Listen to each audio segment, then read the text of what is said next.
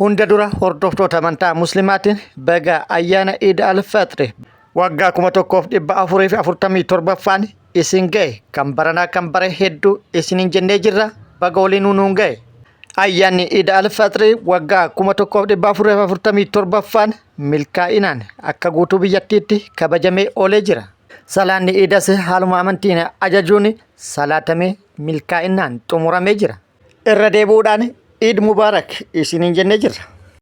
Deetaa ministeera nageenyaa duraanii kan turan obbo Taayyee Danda'a hidhaan waggaa 7 baatii 2 gara waggaa 4tti irraa gadi hir'atee jira. Obbo Taayyee Danda'a marsaa lammaffaaf himata 3 irratti banuudhaan murtee adabbii hidhaa waggaa 7 baatii 2 itti murteessuun mana hidhaa Abbaa Saamu'eelitti kan darbataman obbo Taayyee Danda'a murtee kana mormatuudhaan ol iyyatee ture. Murtee kana mormuun ol iyyannaa taasiseen manni murtii waliigalaa guyyaa kaleessa murtee adabbii hidhaa waggaa 7 baatii 2 irratti murteessee ture irraa kaasuudhaan gara waggaa 4tti irraa gadi hir'isee jira. Murteen kun irraa gadi hir'ifamuun waan dansaa ta'us murteen kun ammallee feerii miti jechuudhaan namoonni garaagaraa yaada irratti kennanii jiru. Sababni isaas obbo Taayyee Danda'a hidhamaa siyaasatii miti jechuudhaan yaada kan kennan yoo ta'u, obbo Taayyeenis murtee kana ammallee mormuudhaan ol iyyannoo sadarkaa itti aanutti fudhate jedhamee jira. Murteen hidhaa waggaa 7 baatii 2 itti murtaa'ee tures meeshaa waraanaa seeraan ala yookaan hayyama malee qawwee harkatti qabne jechuudhaan akka ture ni yaadatama. Oduun itti aanu kun oduu gocha gara jabummaan itti guutame kan ibsudha. Yeroo ammaa kana gochi kun guutuu biyyattii keessatti bakkoota garaagaraatti raawwatamaa jira. Haadha isa deessee fi obboleettii isaa haala suukkanneessaan kan ajjeese du'aan akka adabamu itti murtaa'ee jira.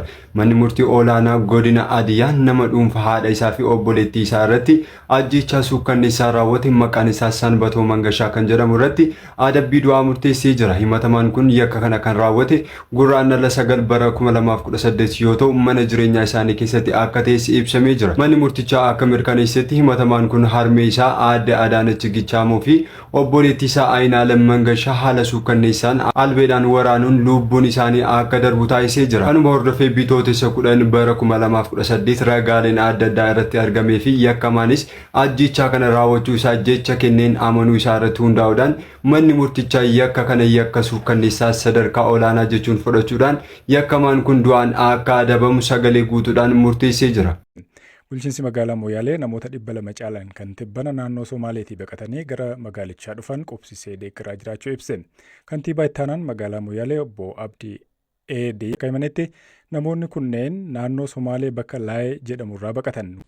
Namoonni kun Itoophiyaa hojiidhaa fi sababa sallammii adda addaa gara uummata keenya garee keessatti qabatanii jira. Itti rakkoon uumamee nama horii horiitti isaanii nama hojiitti jeesanii namni kan achitti du'ee jennaan horiileen tarkaanfii nama jeesan rafti tarkaanfii fudhatame eega tarkaanfii nama fudhatame nama jeeskaa horiileen achitti jeesaniin boodatti warri kan sodaatanii akkasitti buqqa'an. Kan ajjeese eenyu? Kan du'e hoo qaama kam? Dursa warra odeeffannoo akka argannetti naannoo kee keessatti hin taane gama warraa suni gama laayee ta'e. Naannoo Somaaleetii miti? Chokolatti rakkoon kun uumame akka hojiitti uumame immoo dursa nama naannoo kibbaa kanatti warra garrii kana ajjeesee jedhamee akkasitti kaafama. Sanaan boodatti ammoo uummanni biraas sodaatee uummanni Oromoo jira, uummanni Geediyoo baay'inaan jiru. Sabsallammiin kun baay'inaan baay'atu.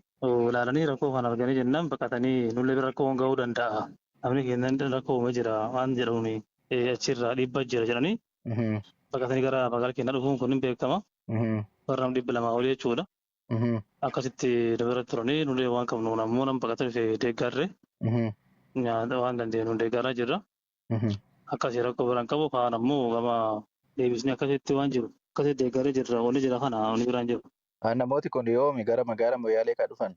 Guyyaa dheengaddaati. Haga ammallee achuma magaalaa Moyaalee qubsiifamanii jiru? Qaamni dhufanas jiranii akkasii jira tokko ammoo namni deemuu jirullee ni jira qaamni dhufuu jirullee ni jira. Naannoo Somaalee bakki irraa buqqaan sun hin beekama namooti kun bakki irraa dhufan? Laayee irraa. Godina moo aanaadha?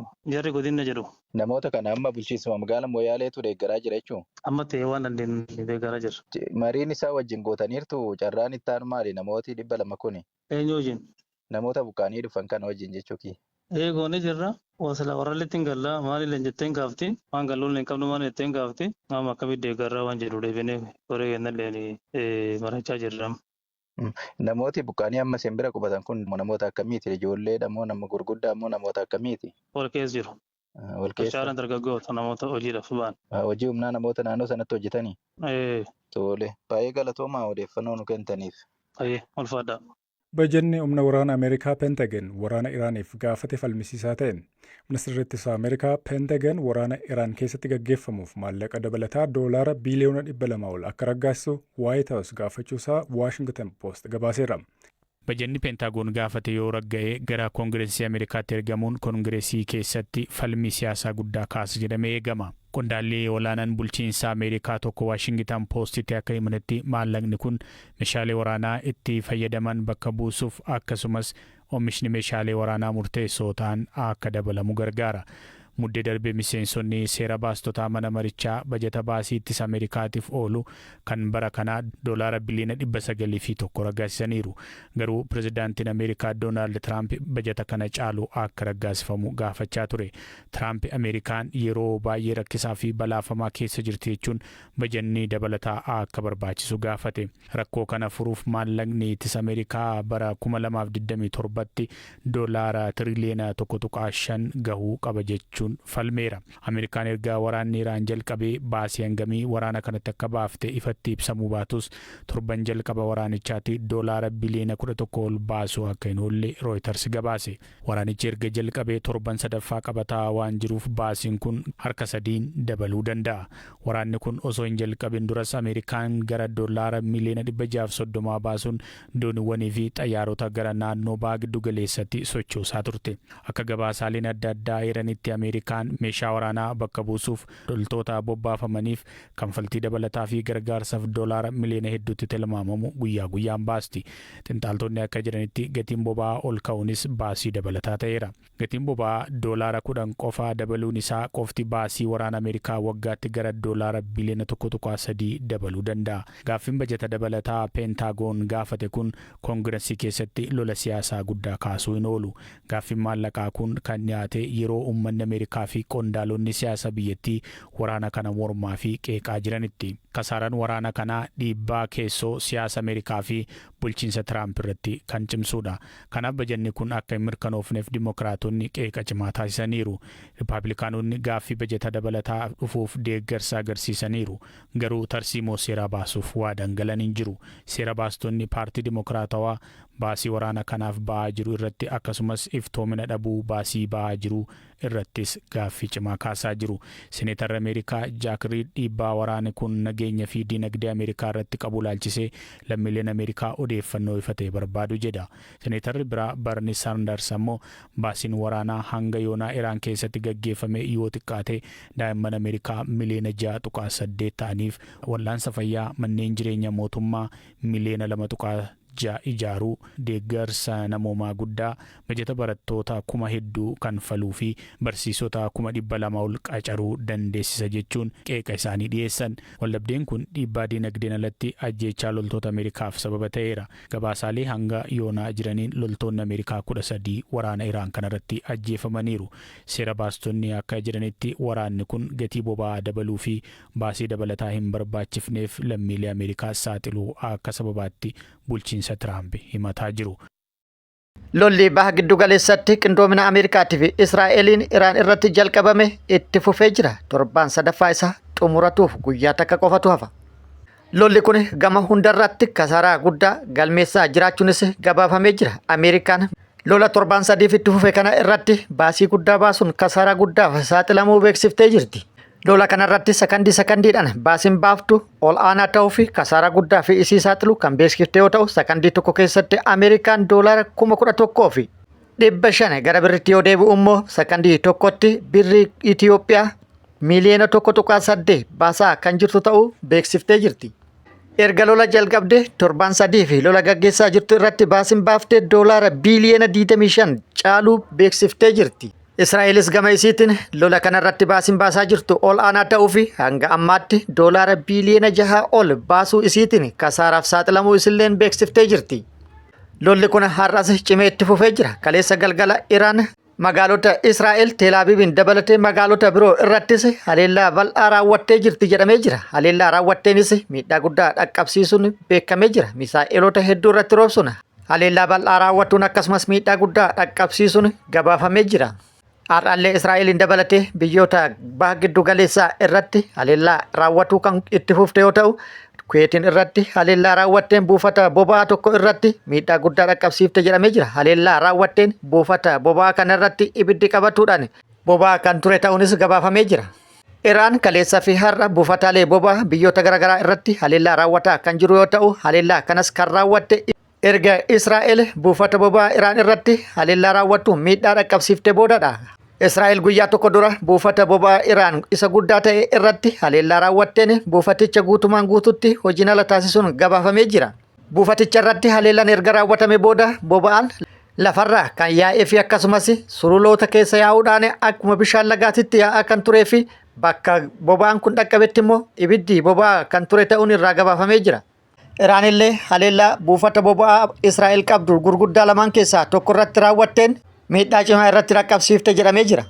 Gama biraatiin immoo lola itti fufe kana irratti guyyaa kaleessa Iraan jeettii Ameerikaan ittiin boontu abdii guddaa irratti kaawwatte tokko irratti haleellaa raawwatuun buusuun isii dhagahamee jira. Jeettiin kun akkaan qaalii akkasumas immoo kan raadaaraan ala socho'u yookaan immoo kan raadaarri isa to'achuu hin dandeenye dandeettii akkasii kan qabuu fi akkaan ittiin Ameerikaan boontu kan gatiin isaa doolaara miiliyoona 100 fi miiliyoona 2 ta'e.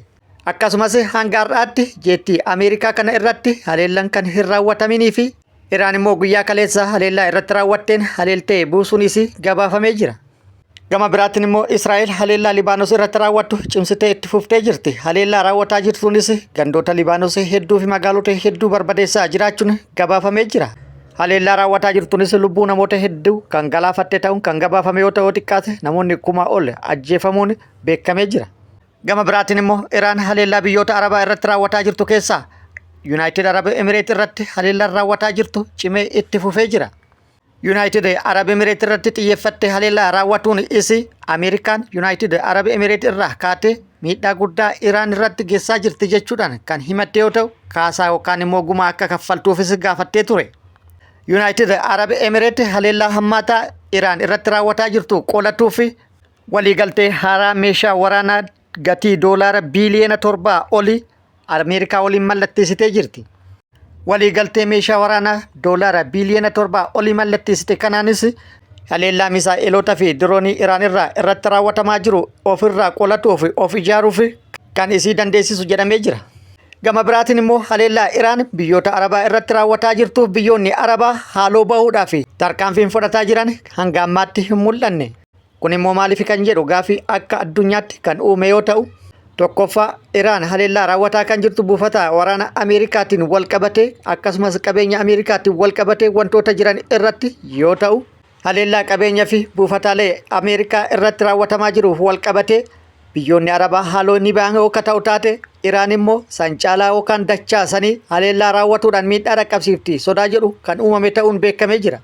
Haleellaa kanas kan raawwattu qabeenya Ameerikaatiin wal qabatee qofa osoo hin taane qabeenya biyyoota irrattillee haleellaa ni raawwatti sodaa jedhudha. Paarlaamaan Seenegaal hariiroo walqunnamtii saalaa wal fakkaataa irratti seera haaraa tumee jira. Hariiroo walqunnamtii saalaa wal fakkaataa aadaa fi duudhaa Seenegaal keessa akka hin jirre ibsuudhaan Seenegaal keessatti namoota gocha kana raawwatan irratti seera haaraa adabbii cimaan adabsiisu raggaasisee jira. Seera kanas yoo raggaasisu sagalee guutuudhaan ta'uun beekamee jira. Here in our Africa, here in Senegal, we don't accept this homosexuality. That's not in our culture, that's not in our tradition. Labsiin raggaasifames namoonni gocha kana raawwatanii argaman irratti adabbii cimaa hidhaa waggaa 10tiin kan adabsiisu ta'uun paarlaamaan biyyattii sagalee guutuudhaan raggaasisee jira. Kaleessa tapha Champions League Awurooppaatiin gooliiwwan danuutu lakkaa'amee waa'ee taphoota kaleessaa nu kaafta. Egaa amma gareeleen 8 nuusa xumuraa morkii Champions League Awurooppaatti walitti dhufan adda ba'anii jiru. Morkiin kun gaggeeffamuu jalqabu isaatiin dura kilabootni Ingiliiz 6 morkii Champions League Awurooppaa irratti hirmaachuuf hiree argatan mo'anii darbuutti ce'uun isaanii akka waan guddaatti himamaa ture. Haa ta'u malee kilaboota 6 Ingiliiz irraa morkii kana keessatti hirmaachaa turan keessaa 4 keessaa ba'uu isaanii mirkaneessaniiru.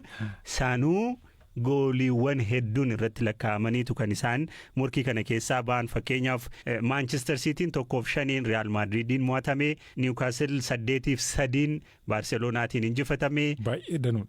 Chelsean 8-2 PSGtiin injifatame, Tottenham Hotspur 7-5 Atletico Madridin mo'atame. Gooliiwwan hedduutu irratti gale. Kilaboota arfan amma morkii kana keessaa bahan irratti goolii walumaa galatti lakkaa'ame goolii 28. Bakka buutotni Premier Leagueichaa kan nuusa xumuraatti darbuu isaanii mirkaneeffatan egaa Arsenaaliif Liverpool qofadha. Maaliif milkaa'uu dhaban kan jedhu irratti xiinxaltootni yaada tokko kaa'aa jiru. Sababni milkii dhabuu isaanii inni guddaan ramaddii jabaatu isaan mudate kan jedhudha. Haalatti ramaddiin mo'anii darbuutti ba'u gaafa laaltu raandamiidha. Gaaffii haqummaa irratti ka'uu hin danda'u. Haa ta'u malee akka carraa ta'ee akkuma sila jenne fakkeenyaaf Manchester City fi Real Madrid yeroo walitti dhufanii bara 7 keessatti yeroo 6ffaaf ture bara kana. Newcastle Barcelona wajjin walitti dhufe. Tottenham Hotspur Spain keessatti garee Barcelona fi Real Madrid ta'anii garee jabaa ka ta'e Atletico Madrid waliin walitti dhufe. Chelsean PSG shaampiyoonaa bara darbee waliin walitti dhufe. Kana gaafa argitu dhugumatti gareewwan jajjabaatu kilaboota Ingiliz kanatti dhufe jechuudha. Inni lammataa kilabootni Premier League morkii hedduutu jira. FA Cupiin jira, Premier Leaguein jira, Carabao Cupiin jira. Morkiiwwan itti baay'atu. Taphoota hedduu qabu boqonnaa malee gariin isaanii garaagartummaa guyyaa 2-3 fa'iin taphatu. Kuni taphattootni boqonnaa akka dhaban godha. Sun immoo qabxii isaanii irratti dhiibbaa fideera jedhanii kan yaadan jiru. Sababni inni sadaffaan ka'aa jiru morkii liigota Awurooppaa kaan caalaa morkiin Premier League keessa jiru cimaadha kan jedhudha. Fakkeenyaaf Bundesliga Jarmanii fi La Liga Spain akkasumas Ligue 1 kan Faransaay wajjin gaafa wal bira qabame ilaalamu kilabootni Premier League keessa taphatan hedduun isaanii jajjaboodha. Kanaaf qormaatatti itti baay'ata torbaniin humna baay'ee baasu qormaata jabaatu jira. Kunniin sababoota ijoo kufaatii gareelee Premier League Ingiliz ta'uu danda'a yaada jedhutu ka'ee jechaadha. Tole mee amma immoo kilaboonni nuusa xumuraatti walitti dhufan isaan kan akka ta'e akaafnu. Egaa amma nuusa xumuraa keessatti gareelee 8 darban keessaa Liverpool PSG waliin walitti dhufa.